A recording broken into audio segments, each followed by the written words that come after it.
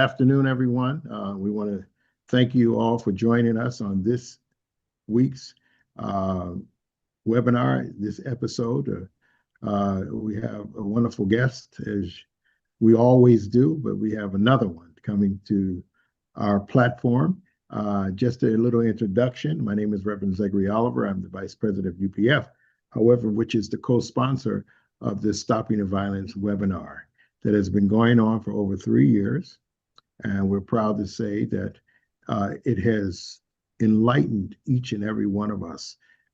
It has brought us closer to several other people that are out there doing incredible work in their own way that God and destiny has guided them to be part of the mechanism, if you will, in curbing and stopping the violence from prevention to post-violent behaviors and et cetera, et cetera. So we've had police officers and police chiefs and mayors and religious leaders and so on, community activists.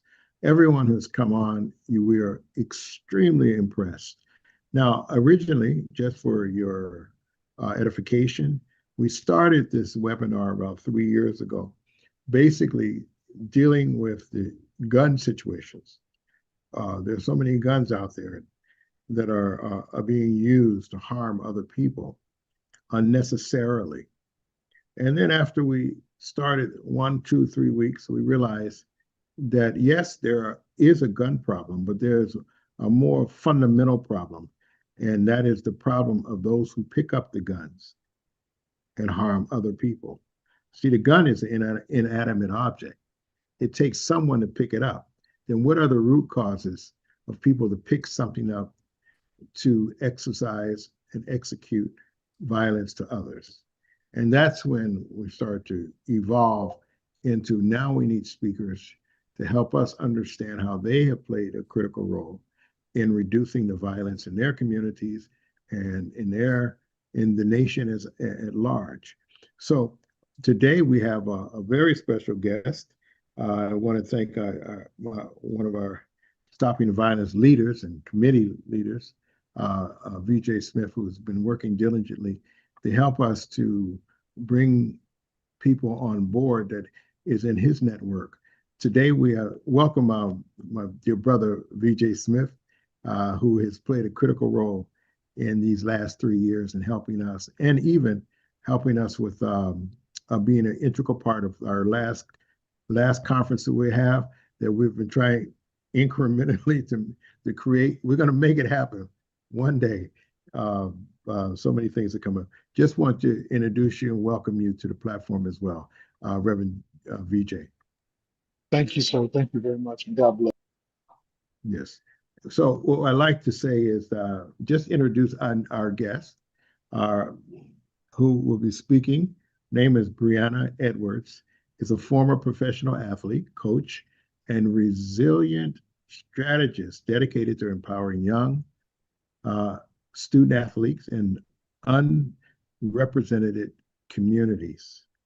With over a decade of experience in career advising, leadership development, financial coaching, which is extremely important, she has helped students and professionals navigate transition, build confidence, and achieve their goals. As the founder of the Trust the Process Counseling, Brianna leads workshops on leadership, college prep, financial literacy, while also serving as a head girls basketball coach at North Community High School. Her mission is to mentor, educate, and inspire the next generation of leaders through sports, storytelling, and strategic development. Want to invite, it's not my namesake, but my daughter's namesake, Brianna. And you might hear her over here.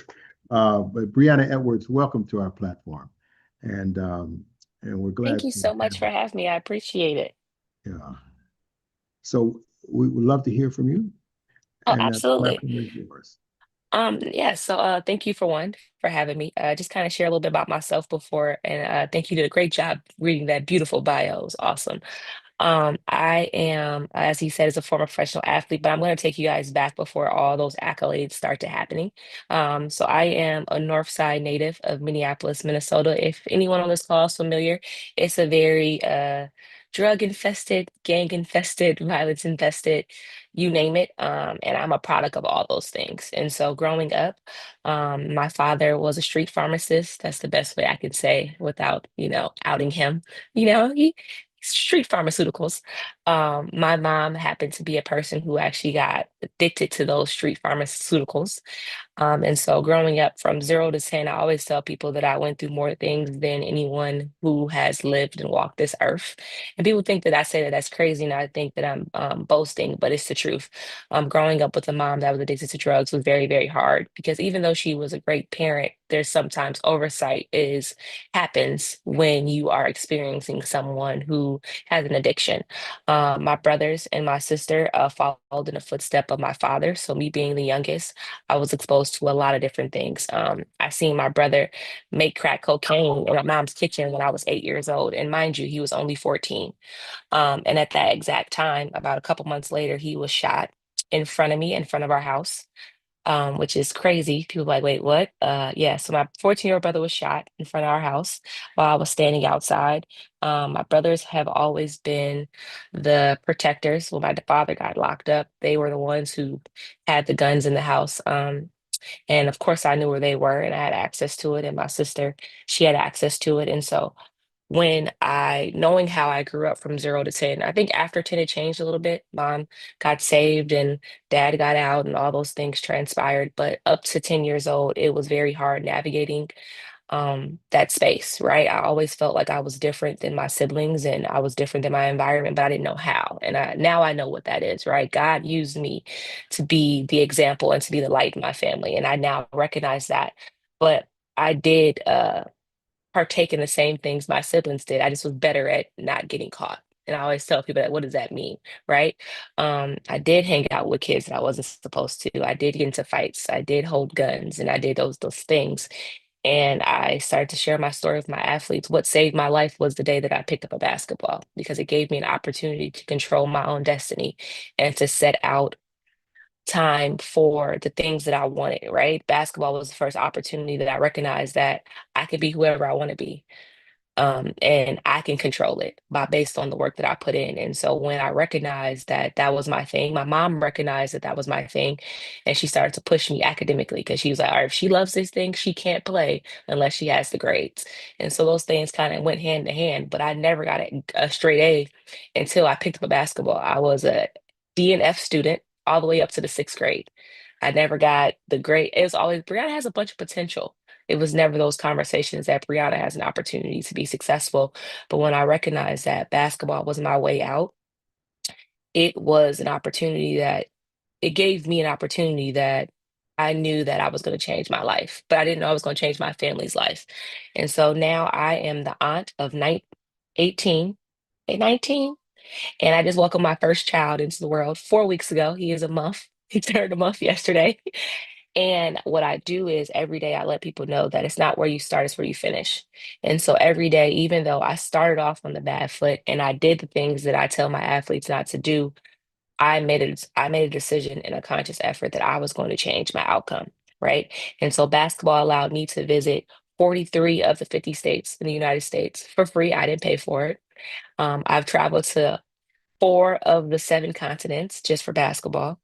I earned my master's degree and my bachelor's degree that I did not pay for because of basketball. And so I tell my kids, even if basketball is not your thing or sports aren't your thing, use whatever opportunity God has allotted you in front of you to create the narrative and the life that you want for yourself. And so I will get off my high horse and my talking points and answer any questions anyone have. I'm an open book. And so when I say I'm open book, I would always answer honestly on the things that I exposed myself to that could have cost me my life, whether physically or me being in some level of confinement because of my actions.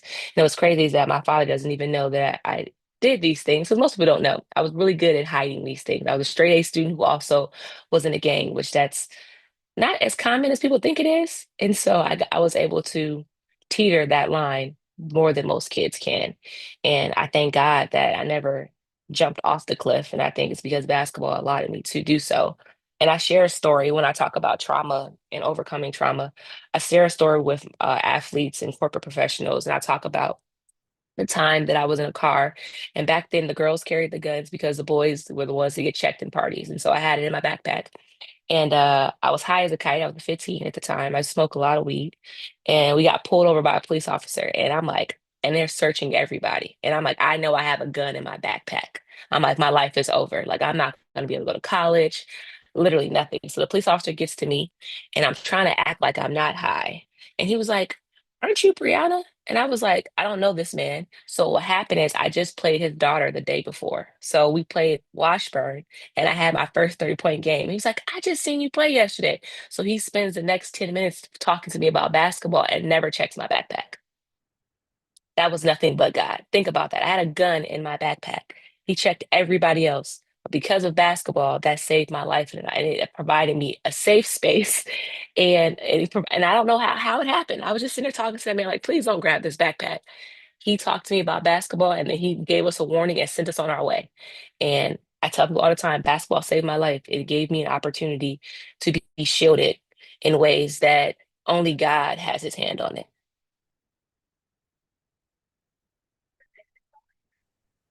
Amazing story. I think you have some more stories, and just tell us a little bit about how you have turned that into becoming a mentor, mentoring others because of your experience that you probably can others can identify with you from your past, but you're now showing them how to overcome that and create their own narrative for their future.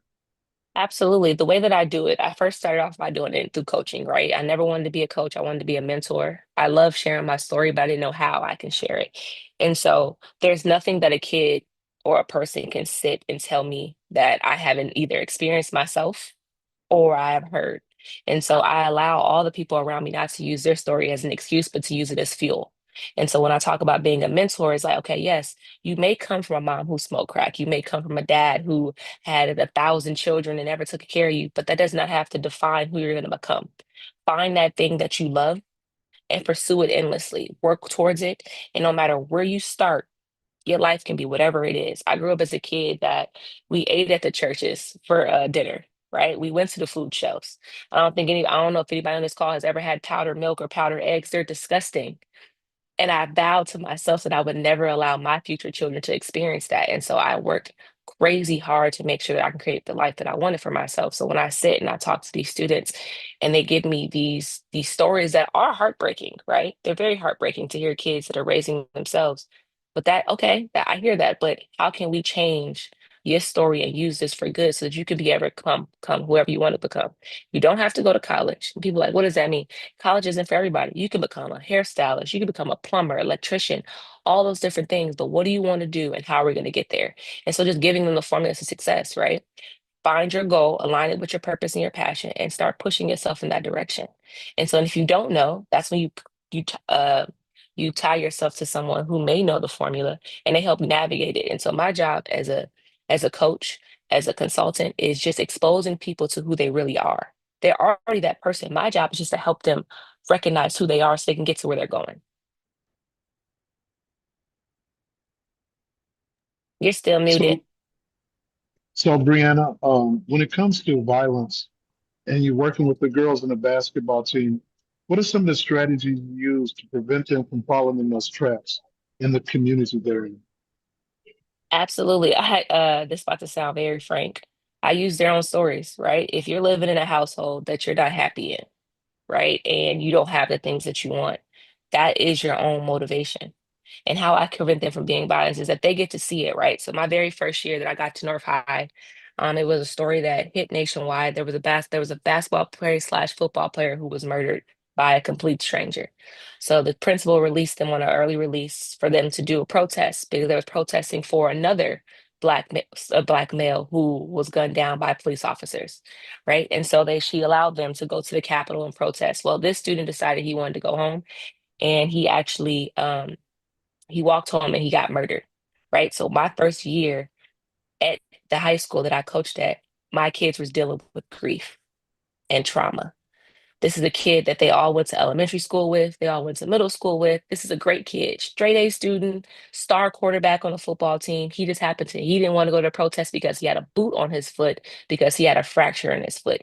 He would have went to the protest, but he had a fracture in his foot, so he walked home in his boot, and a complete stranger shot and killed him.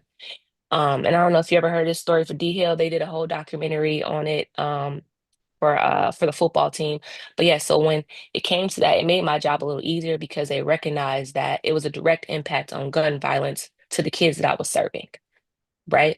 And so I said, what do we want to do about it? Mind you, they're already protesting. So if you know about I can't, but his name is really slipping my mind, but it happened. Was this 2/20/21? And he got murdered.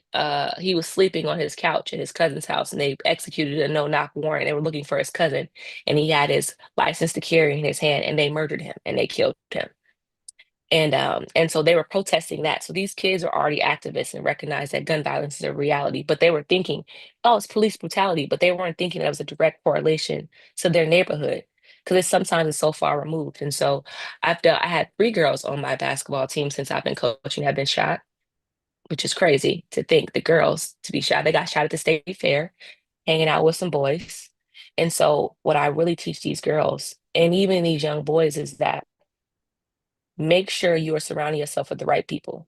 All of the kids that I've been around that got into anything outside of D Hill who got murdered on complete craziness were around kids that were exposing themselves to these different things. And so, what I do is just be honest with them. You are who you keep, the company that you keep. And even when you're doing the right thing, something still can happen to you. So what are you going to do moving forward to not expose yourself to these environments so that you can protect yourself and you can be a voice for your community? And so that's what I do.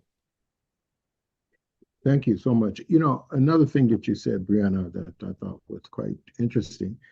In your bio, you said that you work with teaching financial literacy. Mhm. That's quite impressive. And those are one of the skill sets that sometimes are missing within, at-risk communities. Could you explain that a little bit more for us? Oh, absolutely. Actually, financial literacy is probably my favorite thing to talk about outside of talk about my life. Um, I've taught my mom financial literacy. Isn't this crazy to say? Like my mom always taught me save, save, save, save, save. Yeah, you can save all day, but that same dollar you had 10 years ago is not going to be worth the same amount of money that you have today, right? And so I started teaching budgeting and organizing finances, saving, investing. And so the objective is this is that a lot of times, especially if you know the statistics, Black and brown people spend more money but make less. So I'm gonna say it again, we spend more money, but we make less. So we have this idea to live this lifestyle based on what we're seeing. But in reality, we're in more debt. If you look at the percentages of how much of us don't have a savings, that's over $1,000. It's just crazy. So what I do when I teach financial literacy, I break it down to like the bare bones. I teach financial literacy to middle schoolers. Like Hmm. I would do school stores, like, okay, you have $10 and these are the things that you want. How much money will you save? How much money do you want to do this towards this object? You can teach financial literacy to little kids by just putting a store in your house and the snacks that you have. And so the reason why that's so important to me is because a lot of the times in my community, a lot of our problems come from us not having money. And the reason why I say this is when you think about the people that I grew up with, were they robbing people? They didn't have money. Why were they stealing from stores? They didn't have money. Why were they selling drugs? They did not have money. And so financial literacy is a correlation to a lot of things that transpires in poverty, right? So if you can teach a fish, if you could teach a person how to fish, they'll live forever. So my objective is this: take the money that you have, let's organize it, let's look at your bills, that look at your debt to income ratio, all these things, and how are we going to get you to a position that you can sustain yourself so that you're not putting yourself in positions to jeopardize your future or selling there's so many things people sell, but it's like, okay, let's look at your finances and see, do you have enough money to live? And if you don't, what passion or side hustle can we create so that you can build more money? And then when you get to another point, investing is the last thing I teach. Because if you don't know how to control the money that you have, you're not going to be able to have the money. You're not going to be able to control the money that you're going to get in the future. You'll just lose it. So I teach people how to control the $100 that they have, and then once we break down $100, okay, maybe we can do 200 and so on and so forth. And so, yeah, I've been teaching financial literacy and all of it is self-taught. being a broke college student taught me how to be financially literate and how to organize and budget and save and invest. And so that's why it's something that I'm super passionate about teaching because it is a correlation to so many things that people don't think about. Oh, thank you. Thank you. That's pretty brilliant. Thank you so much for that. I like to right now open up the floor to those who would like to make some comments or ask any questions. First, I'd like to call on who's out there, Reverend. Some of the people are not here today, but Dr. Reverend Franklin.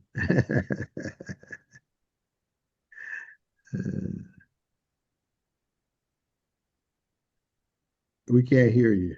Can't hear you.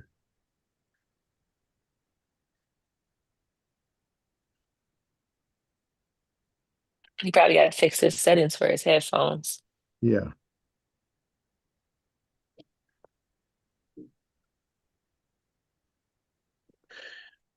While we're waiting on him to come on, the question I'd like to ask, storytelling is very incredible, not only for fundraising, life changing, but what made you go into the storytelling aspect of what you do? The reason that made me is that I recognize that I've been through a lot. And so I didn't even talk about the mental health side of it and how trauma impacted my life. I tried to take my life twice, right? I was the kid that suppressed a lot of different things. And I never talked about my story out loud. And I recognized that all the tests that God had put me through was a part of my testimony. And it was imperative that that was tied to my purpose. And that was supposed to be my mission. That the reason why I went through everything that I went through was because I was supposed to share it. Right. And I'm very transparent. A lot of people are like, why are you so transparent? It's because I have to. My mission is something that happened to me is going to save someone else's life. And I say that with all honesty and all transparency. And it's the truth. I've come across kids, teachers, doctors, lawyers, you name it, telling me about something that they're going through that I've already been through. And so it's my job that because of what I've been through, I have to share it. And so I share it in different ways, right? I help nonprofits with fundraising. Well, I've been a development director. So everything that I've ever done in my life is tied to someone in this room. And like even me sharing my story today, someone needed to hear what I needed to talk about today. I don't know who it is, but it's imperative that because of who God has made me to be, I have to use what I've been through to help someone else. Beautiful. Excellent. Excellent. Yeah, we have to go back to that. I'm going to have, thank you, VJ, for that, Reverend. Go back to Daryl Franklin, and then like to get back to you on maybe embellishing upon what you just said, and also the whole, because we've had speakers really just delving into their whole presentation and the impact of trauma. Mhm. There's all sorts of trauma, and I think each community and its demographics are different. But trauma is trauma, you know. Yep. Even some people have historical traumas that this is why you're in a predicament because your grandfather, your great grandfather had gone through that. ABC. So those traumas are originates from different people, different situations coming out of your different environments and even your parents' environments and great grandparents. We'll get back to that. So Daryl Franklin, please Yeah, welcome to the platform. thank you so much. Can y'all hear me now? We can Yep. hear you. Okay, thank you.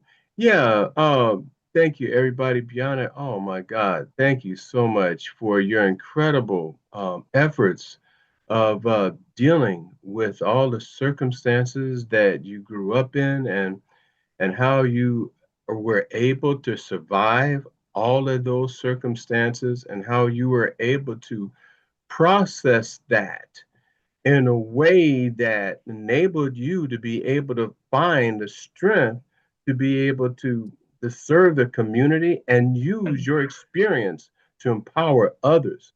That is incredible. Um, I just wanted to ask you, um, was there some mentor who were some of the people who inspired you in your life, in your life's journey? heroes or somebody who kind of gave you the I guess you can say the inspiration to just to go on and to surpass your immediate circumstances? And it's starting to sound crazy. So outside of my mom, right? And that became later. I think I appreciated my mom later in life, more so than as a kid. I watched a lot of TV because my house was very loud, meaning, my stepfather was an alcoholic. My brothers and sisters in and out of the house, people breaking into our house because, even though we were the richest of the poor, if that makes sense, because we had TVs in every room and we always had food, that was made that we felt like the people in the community felt that we had money. So people always was robbing our house. I remember I always used to get home the first. I don't know how many times I walked into our house and someone's running out the back door with our TVs because they had broke into the house, and it's Wow. crazy, right? Wow. And so my inspiration initially came through the TV, and people are like, what does that mean? My very first inspiration was Jerry Springer, and they're like, what does that mean? I've always wanted to be a talk show host. So I was fascinated with Jerry because of how he carried himself. Now, granted, that show is terrible for a kid to be watching. Okay. I would not recommend any kid under the age of 15 to watch that show. But Right. I watched it because my imagination saved my life in my house because it was so chaotic. I would create my own talk show between my dolls and stuffed animals. And I'd be like, today on Brianna's, I don't even know what I used to call it, right? So Jerry Springer was my first inspiration in regard to, I said, I'm going to be on TV and I'm going to have my own show just like Jerry. When I picked up a basketball, Kobe Bryant became like my lifeline. Everything that I've ever accomplished was because I watched that man like a hawk, his mannerisms, how he talked. Because when you don't have someone in front of you that's an example, you got to find the inspiration somewhere, right? Right. I knew I didn't want to be a nurse like my mom, right? I didn't want to sell drugs like my dad. My brothers and sisters all got GEDs. I'm the first one to graduate from high school and I'm the youngest. So I found my inspiration on TV. Now, on the journey, did I have people that believed in me? Absolutely, and pushed me. 100% between my first basketball coaches. But I'm gonna be completely honest, my story is a little bit different. I was my motivation. My mom always says, Brianna, I wasn't the person that pushed you, you pushed you. My siblings say it all the time. I don't know. And I ask God all the time, and I said, you know what, God's probably tired of me asking this question. Why did you make me so different around, but different compared to everybody around me? Because I was just so different. I was my inspiration. Once I figured out what I wanted, nothing was going to stop me from accomplishing it. I told my mom at 12 years old that I was going to retire her, and she looked at me like I was crazy. I was like, Mom, I'm going to retire you. I'm going to take care of you. And she was like, What? Okay. All right. And it was just something in me, and it's only God. I recognized that I wanted to be different. And I think every couple years in family, somebody's born to change the narrative and the perspective of that family. And I think that's what my job was. Because when my mom got pregnant with me, my dad stopped beating her, right? He literally he beat her through every other pregnancy besides me. And so everyone's lives changed for the better when I was born, and I don't know why. But it's my job to make sure that my nieces and nephews and my son has an example so they can have someone they have direct correlation to and contact to be their motivation. And that's why became hard for me because when you talk about trauma and mental health, when you become a pillar and you don't have nobody to talk to, you get those pressures, those things become harder. But yeah, outside of like the mentors that I had along the way, but I was my first inspiration. I found my inspiration through people I watched on TV. That is fantastic. That reminds me, it's a really famous person, in our church. This person is a musician, and I had a really interesting conversation with him. And he always had the inspiration. He told me, he confided in me, it's like a personal thing, right? Yeah. And I never told anybody. I'm not going to tell who it was, but he shared with me that he always had this inspiration to be a teacher. And what he would do, like similar to you, he would arrange dolls and different dolls and and whatever stuffed animals, and he would practice teaching to those dolls Yep. and stuffed animals. And um, so that makes sense. And and I really appreciate you just embracing this vision that motivated you, and you just hung on to it. So that's fantastic. That's fantastic. Thank you Thank so you. I much. appreciate that. Yeah, I, yeah. I thank you so much, Reverend. I have another question for you, Brianna. Um, you said earlier in your comments that as you and you didn't allude to it, but you came directly to tell us that out of your whole all your family members, and even you were born to make some changes and be a change maker within the construct of your family. Could you, and you said earlier, you said that until certain era, a certain time period, then also you became a catalyst to almost like save your own family, change the trajectory of your own family. Could you explain that? And then anyone else outside of your family that you have played a critical role in the positive trajectory of their life and where they've gone. Absolutely. Absolutely. So I can tell you at the age of 8, I became the matriarch of my family. People like, what does that mean? My brother got shot, and I remember this day like it was yesterday. So my mom has been a nurse for 35 years, right? And she's the smartest person I ever know. Mind you, I told you my mom was a drug addict, but she had a doctorate degree, 2 master's degrees, 2 bachelor's degrees. The lady's brilliant. She just happened to fall a victim of her circumstances, right? She's now a doctor.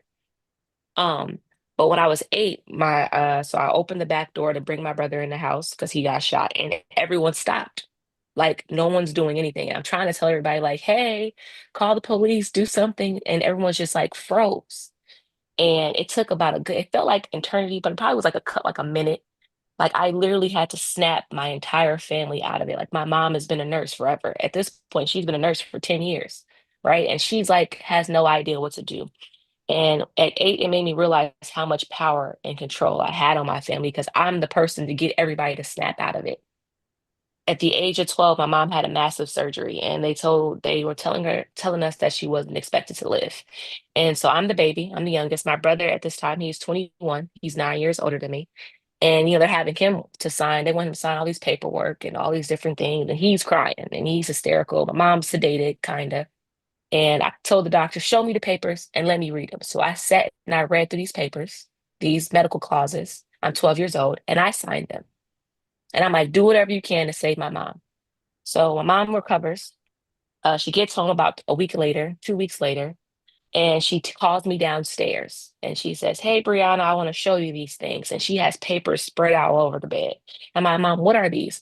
She showed me every single life policy she had, every bank account that she had, every single her deed to her house, and she put everything in my name. And the reason why she did so was she recognized at that moment, she said, Brianna, even though I was sedated, I heard what you did. She said, you are the only child that record, even no matter when things are going wrong, that you can keep it together to make sure the family's okay.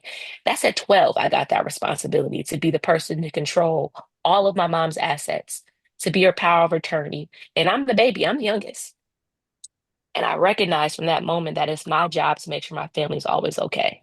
Now that comes with a lot of pressure, right? Most 12-year-olds can't handle that. And I'm not gonna lie, for a while I couldn't, hence on why my mental health got as bad, because I'm handling all these things. Like I'm the person my brothers call when they need something, their children, they need something. All these different things are what I'm controlling, right? And so now they started to have all these children. Now my mom has 19 grandchildren and 3 great grandchildren. It's crazy. And so I knew I had to be that person for my family. I just now knew that I need to be that person for other people. When I got this job at North High, I did not want it. So I went to North High. That's the school that I went to. But God told me I needed to go there and I was on a mission. And every year it is a kid that I come across that is going through something that I've been through or something worse. And I'm like, I don't want to be a coach today. Like, I don't want to show up. And there's a kid, particularly, her mom committed suicide when she was 15, a week before her birthday. And this kid, of course, and I was in Egypt at the time, and I'm on the phone to spend $200 on these collect calls to make sure I'm taking this kid. This kid calls me consistently. She checks in with me consistently. Like, she's like my baby. I actually wanted to adopt this kid. She's a senior this year, right? Or then I think about a kid that I got 2 years ago.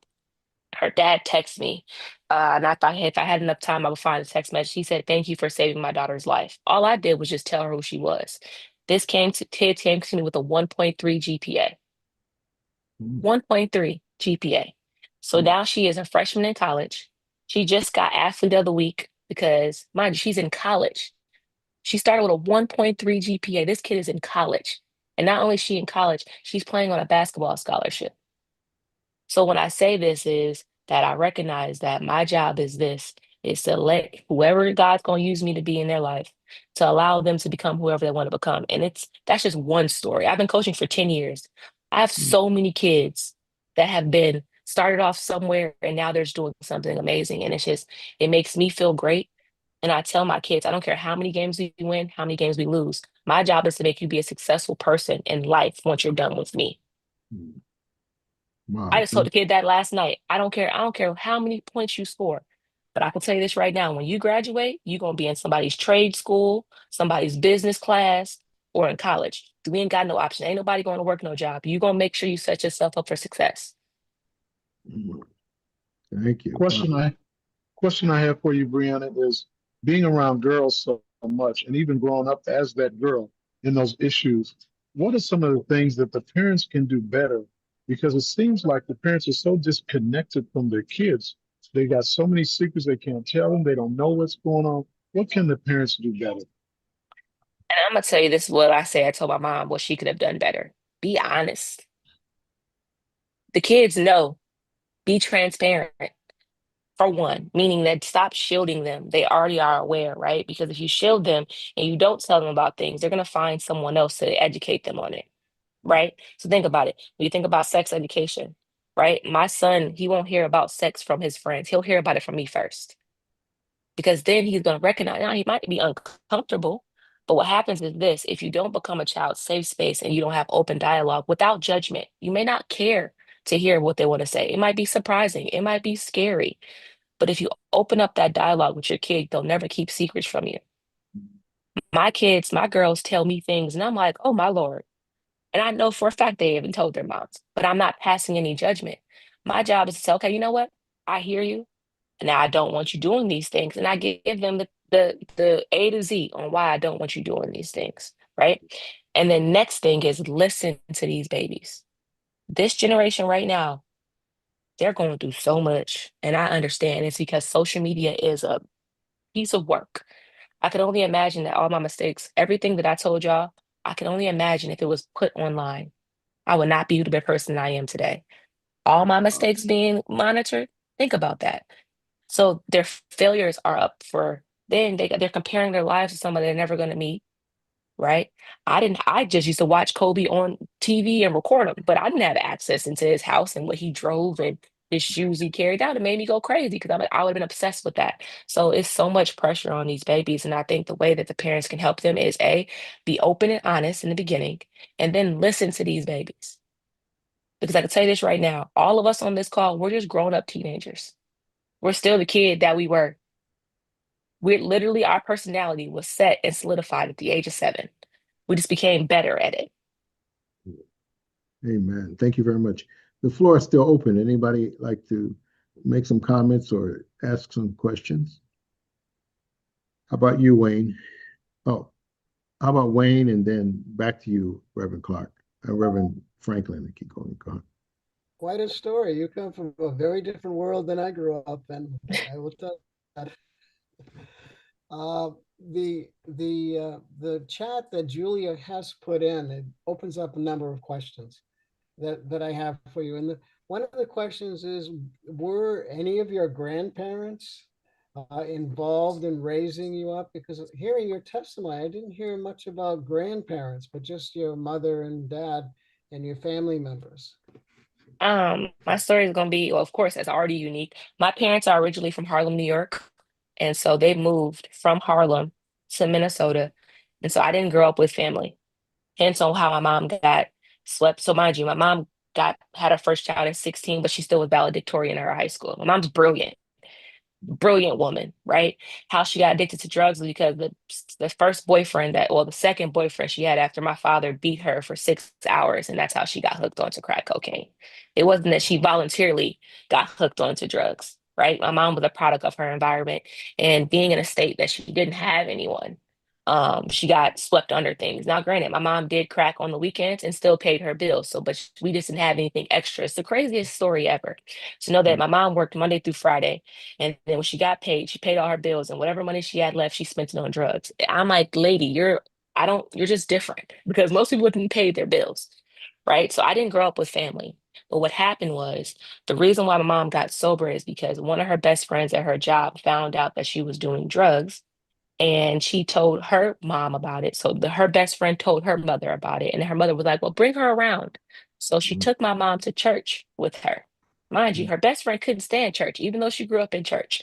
She took my mom to church, and that day my mom got saved.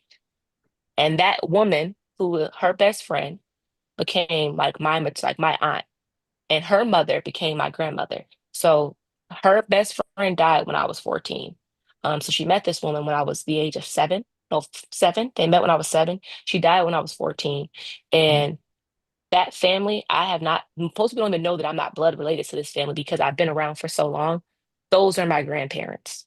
But I had no connection to my mom's biological parents, nor did I have connection to my dad's biological parents because we moved away, right? And so the family that I call family now isn't my blood family, but that's the only family I know. So from the age of 7 to now, I have my grandparents are Erlene and Jefferson Lee. And people be like, so so is Sheila your mom, which is her best friend that passed away? It's like, no, my mom's Michelle. Oh yeah, Michelle. And people like, they had two girls, but no one knows because I've been around for so long that those have been my grandparents. And so when I got older, of course, then I'm at their house, but from that time, it was just my mom and the boyfriends that she chose and the kids that they brought with them, which was a whole different kind of segment of a story. We can be here all day on the drama that her boyfriends and their children brought into our life. Hence on how my brother got shot. He got shot because of her husband's son.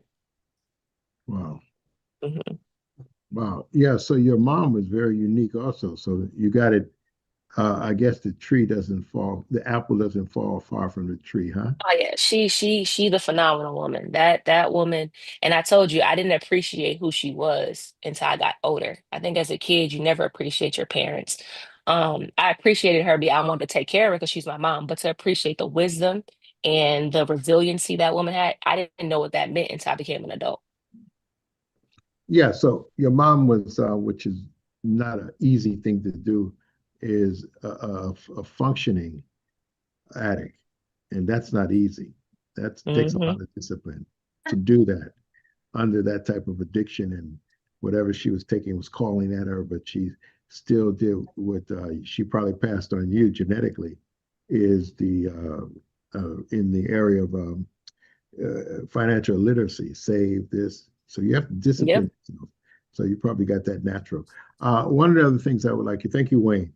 One of the other things I'd like to ask you about, I think it came up a little bit, mental health. Hmm. Can you elaborate on that and how you've been dealing with that with others and with Yes. you? That might have been the hardest part of my life, figuring out my mental health. And sorry if you can hear my little baby sitting on my lap right now. It's The fine. hardest part of my life, I didn't know that I was a functioning person that was chronically depressed. I had no idea. I just thought that you're not supposed to talk about what you're going through, and you're supposed to keep pushing yourself, and no matter what's going on, just keep fighting and doing those different things. That is not healthy. And so Mm. when I got to college, a lot of things transpired my very first year of college. Literally, my very first year of college, the boy that I was dating at the time had a baby on me. My mom had a cancer scare. This is all within a week. And my oldest brother tried to kill himself. And then I tore my meniscus. So now I'm not playing the sport that's giving me all of the outlet that I had, right? And I'm also a 3.5 hour flight away from home. And I recognized, and I thank God for my teammates that my teammates and I were so close because I didn't even know. I didn't eat for like a week. And my teammate, like, and mind you, I'm a big foodie. Okay. So if I'm not eating, something's wrong. And my teammate went to my coach and she's like, yo, Bree hasn't been eating. She ain't been sleeping. She up all the time. And so my coach brought me to his office and he's like, "Are you okay?" I'm like, "Yeah, coach, I'm good." He was like, "No, are you really okay?" And I just broke down. Mm, And from that moment, he made me go see a therapist 3 times a week, mm, Dr. Sullivan. And actually, Dr. Sullivan is the reason why I'm here today, because all of the the skills that he taught me as a 17-year-old, 18-year-old athlete are the things that saved my life at 27. Yeah, my little baby's mouth. You guys are gonna see a little baby in the camera because he wants to be held. okay. He wants Bravo. to be held. And so all those skills that he taught me saved my life at 27, because by 27 is when life really happened. 23 and 27. Um, so I told y'all I've been the matriarch of my family. But I haven't mentioned what transpired as I got older. My sister had the same addiction my mom had. And hers wasn't taking care of her kids. So when I was 21, my sister lost custody of all 4 of her kids, and my mom set out to adopt them. Mm, And at this time, I was playing professionally overseas, and I didn't know. No one told me what was going on. And so I got home for Christmas break, and I'm like, she's like, "Oh yeah, I'm gonna pick up this kid from here and this kid." I'm like, "Why are we picking up my nieces and nephews from 4 different places?" There's like, mm, "Oh no, no reason." And when I got back to Germany, my brother called me like, "Man, I can't keep it a secret from you. Like, yo, Destiny lost the kids." I'm like, "What you mean she lost the kids?" And so I told my coaches I was done. I told my agent, book me a flight back home. Like, my family needs me. And I gave up my life to come and help my mom get my sister's children full time. mm, And it was the hardest thing that I've ever done in my life because I didn't know nothing outside of being an athlete. So I'm like, what kind of job do I get? Like, what do I do in my life? And so I got really, really depressed around that time because I gave up everything to take care of my sister's children. So at the time my mom got them, they were 8, 6, 4, and 2. Now they're 18, 16, 15, and 13. One's in college, one's a junior, one's a sophomore, and one's an eighth grader. And she's had them for 10 years. wow. And through this journey, my sisters had now had 4 other children. So she has a total, no, 5 other children. Wow, she has a total of 9. And so when it comes to mental health, I had to recognize that I had to talk about my problems, and Mm, I had to be a person who was strong. Sorry, baby boy. I had to be a person to use the skills that I was taught and not suppress them, because suppressing them is the reason why I got as suppressed as I did. I had to be open and not think that, oh, Black people say therapy is for crazy people. No, it's not. mm. Therapy saved my life. Can you grab him?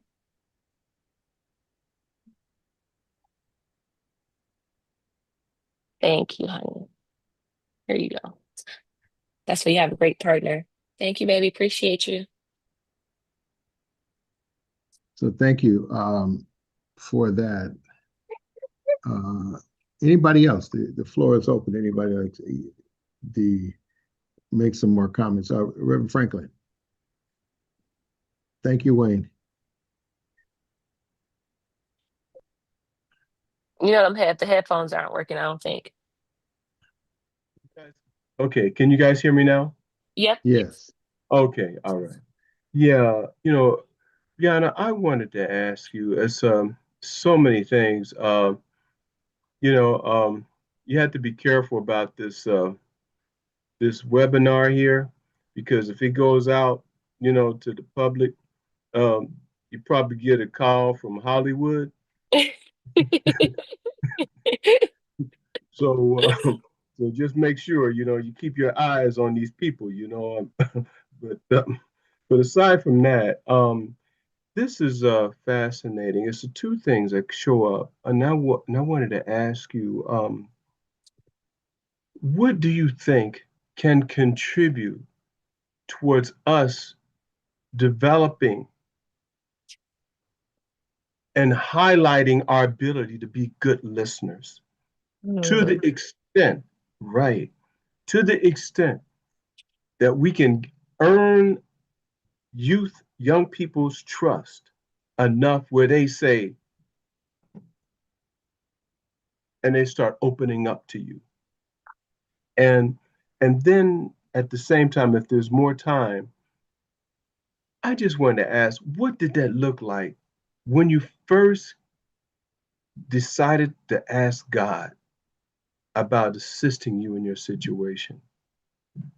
So those are my two thoughts. I'm gonna answer the second part first. It was God that spoke to me. I remember I was 23. Um, I'm really good at tracking patterns and habits. And so my mom has a habit of getting up like around like 2:30 to use the restroom, 2:30 a.m. I was really depressed at that time. So I'm like, all right, and I Googled and I researched, if I take these bottles, these pills, she has no time to save me, but by the time she gets up at 2:30. And that's crazy to think, right? I didn't, and Mm, my godfather doesn't even know this. So I'm like, all right, okay. So she's gonna go to bed at 10, take them right at 10, because at 2:30 is too late, right? Because she comes in, she always pokes her head in my room. So I just moved, I moved back. And I'm sitting there with the pill bottle and I wrote the note. And it's like I was, mind you, house is completely quiet. Like my mom is asleep, everybody's asleep. And then literally like someone yelled at me, patience. And I'm like, no one's awake. And it was like someone screamed at me, patience. And I'm like, and I'm crying, like, what, like, what's going on? And I'm talking about God yelled at me, patience. wow. Because then everybody's asleep. Ain't no man in his house. It's me, my mom, and the kid asleep downstairs. Mm, And God spoke to me in that moment and let me know that I needed to have patience, that this situation that was in front of me was going to take me out. And I needed to be ready and I needed to be understand. And that word has kept me my entire life, to just have patience. And to answer your first part of the question, kids know BS. So if you're not honest, if you're not building an authentic relationship, they ain't gonna tell you anything. They're not gonna trust you. But if you're consistent and you're showing up all the time and they're seeing this and you're being honest with them and you're caring enough about them, kids are gonna tell you everything. And I tell mm, people all the time, if you want to work with kids, don't just pop in and out. Be there consistently. And then they'll start sharing. You won't even have to ask the questions. They'll come and tell you, like, man, let me tell you what happened at school today. And I'm like, I don't want to hear this. But they're like, Coach Bree, like, you're the only person I want to tell. And I'm like, okay, just tell me what's up. Because I'm showing up every day. mm. Awesome. It is. Thank you. Really Thank good. you so much for that. You're welcome. So anybody else, please, the floor is open. Oh, Wayne. Yes. I have a question, Okay. Brianna. You just brought up something that is very, very important. And in our movement, in the Unification Church, spirituality and the influence that our ancestors, that the invisible world has upon us, for good or for bad, is very real. And Yeah. you brought up something where you experienced you had a spiritual experience when Mm. you heard a voice. It wasn't imagination. This is a very powerful, very real thing. So I want to hear your thoughts about what do you think about ancestors, our ancestors, that we are part of them and they are part of us, how they influence us. Have you gone into that kind of thinking? I don't know if I've really gone into that kind of thinking, but what has guided me is I know for a fact I am not unique as I think I am. I think I'm a part of everyone that came before me, right? And I'm taking some of the greatest parts of them, right? Like I have my great grandmother's heart, right? I have the pizzazz and business savvy of I heard of my great grandfather who I never met, right? And so I think I'm a product of my ancestors. But what I can tell you that guides me on a daily is my creator. And I always say my creator because I don't know how everybody else had a relationship with God, but my creator. Everything that I do is I pray over it and I'm a steward of everything that God has given me. And I said, you know what, God, I'm going to let you know that I want this for myself. But if you don't want it for me, show me another way. Because when that moment at 23 and you hear a voice and you're like, what? And then I got prophesied to like 2 weeks later. I didn't even talk about that. That was crazy. And it's crazy that the person that prophesied these things, man, did not know me at all. And a lot of things that he talked about are things that I'm like living to this day to see. He's like, "Oh, I saw you're gonna be a mom." I'm like, "I don't know." He's like, "Oh, you're gonna date this type of person." I'm like, "Who are these people?" Right? And so I haven't looked into ancestors, but I know that my relationship with God is always my foundation, and that's why I am in the position I am today. Even though it's not what I want it to be, it's what it's supposed to be.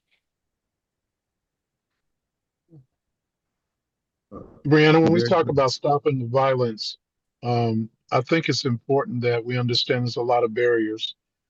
For you as a coach, as a mother now, and as a teacher and as a leader, what are some of the barriers that you run up against as you work on preventing violence around the kids that you work with? Resources. There is no resources in the hood. Like, we are scraping the bottom of the barrel to get these kids to be able to perform and do things. And so the reason why I do what I do as a coach and provide them with the bare necessities, right? Like making sure my girls have tampons and pads and make sure they have basketball shoes and sports bras, because I know that this tool can change their life, right? But if you look around, a lot of these kids don't have access to these things, right? A lot of these coaches um, just want them to show up and have pay all these money for these things. And so even though I'm using the avenue as a coach to prevent my girls from going to do other things, right? Like, a lot of these girls want to work jobs because they need money. But I'm like, all right, you know what? I'm going to eliminate that fact of you needing money for this sport because I'm going to provide these things for you. And so the biggest barrier is resources for me. Next is parent involvement. There's some parents that are overly involved. And there's some parents, I've had a kid that's been on my team for 3 years and I don't even know what her mom and dad look like. Isn't that I don't even know what they look like. Don't Haven't seen them at a game, but she's showing up consistently. And so if I think about in the urban community that I serve, those are the two things that are barriers. It's resources and the lack of parent involvement. Thank you so much. And I'm so proud of you. And, I thank you for choosing me to be your goddad. Of course, I love you unconditionally. Yeah, so we're coming to a close. If you have we like our speakers to have the last word before we close up shop. Absolutely. I just would appreciate you all just allowing me to share my story. And I pray that whoever needed to hear my story, that it is an inspiration to them and that they recognize that it may be hard right now, but it's not their reality. And always continue to keeping your eye on the prize that you want for yourself, and trust God and trust the process, and know that everything is going to work out regardless on what it looks like today. Thank you very much. You did an incredible job. We look forward Yes. to you coming back. And Absolutely. Yeah, I need to talk to my mama. Her story crazy. You think my story Yeah. crazy? Listen, I my will bring mama her got a on next. my mama got a story, huh, y'all. love We'll you. bring her on. I'm going to make that happen for you, Dr. Oliver. Okay, that'd be great. That'd be great. It's amazing. It's just amazing. The ups and downs, the turnarounds, and all those things, and how God is working. I think that gun in your backpack really was God, the angels working in your favor. It was a lesson to be learned, but it also helped turn you around, didn't it? hmm Yeah. They kicked me out of that gang after that. I didn't talk about that. They kicked me out because they recognized, and they told me years later when I see them, they was like, Brianna, you were too good for this. You were too loyal. You would have never left. I was just too loyal. But it was like, you were the person that's gonna make it, and we need to make sure that you do. So they looked out for me, made sure nobody messed with me, but they removed me from hanging out with them for the rest of the duration. Good, good, good, good, good. God kept them occupied. He had just saw you hmm yesterday, kept them occupied so that you wouldn't have that taint on your record. God bless you. I Thank you so appreciate it. much. Thank You you are so much, wonderful. everyone. Yeah, you're wonderful. Okay, everyone. Thank you. We'll see you next week. VJ, thank you so Right. much for bringing the star on and listening God to her. bless you. And it's also a blessing when she brought up a little baby. What's his name? His name is Pharaoh. He is so handsome, and I'm so happy to be his mommy. I waited 34 years to be a mom, and I'm like, Oh, that's my little precious. That's my little bundle of joy. And his dad I- came in. His dad heard me talking on the computer. That's why I handed him off like, here, can you take your son? that's wonderful. That's wonderful. So it's beautiful, isn't it? Oh, This it's so beautiful. Like, because now it's like I've been finding this inspiration within myself. I now have a living, breathing thing. That's why I go as hard as I do. oh, wonderful, wonderful. Amen. The heart of a Amen. parent is powerful. Amen. God Thank you bless for you, sharing and your we will see story you with next us. week. Okay. Thank you. God Thank bless you. you. Thanks again. Love you. Bye-bye. Love you Thank you too. Bye so bye. much, Brianna. Awesome. Thank you. Thank you. Thank you. Okay, Thank everyone. Thank you. See you next week. Okay. Yeah. Thank you, Bye. everybody. Well,